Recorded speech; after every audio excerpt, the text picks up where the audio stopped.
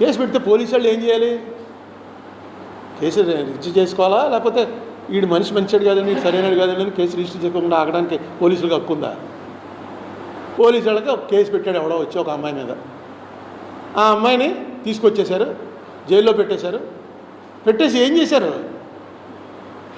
జైల్లో పెట్టేసి ఏం చేశారు? బెయిల్ రాగానే విడిచేశారు. ఆ కేసు ఇంకా తేలా.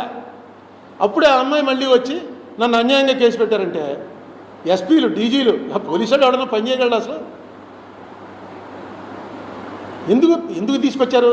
నేను ఈయన్ని చూసి వచ్చిన తర్వాత మొత్తం నెట్లో చూస్తున్నా తెలిసింది ఏంటంటే, ఆవిడ ఒక పెద్ద పారిశ్రామికవేత్త మీద రేప్ కేసు పెట్టింది.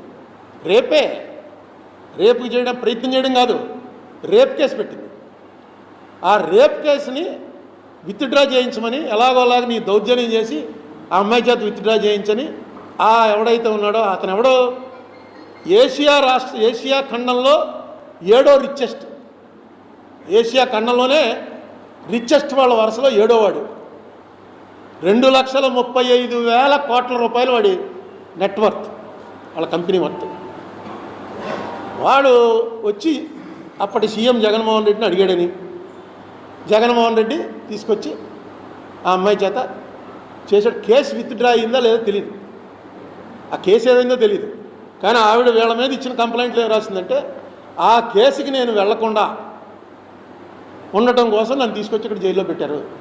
ఆ కేసుకి పలానా డేట్ ఇచ్చింది కోర్టు ముందు వెళ్ళి చెప్పాలి. ఆవిడ చెప్పడానికి వీలు లేకుండా చేయడం కోసం ఇలా చేశారు అని ఆవిడ కంప్లైంట్లో రాసింది. కంప్లైంట్ తెప్పించాను.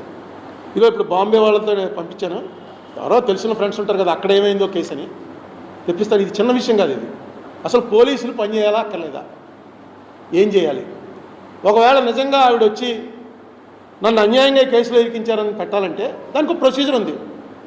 దానికి ఏంటి సెక్షను?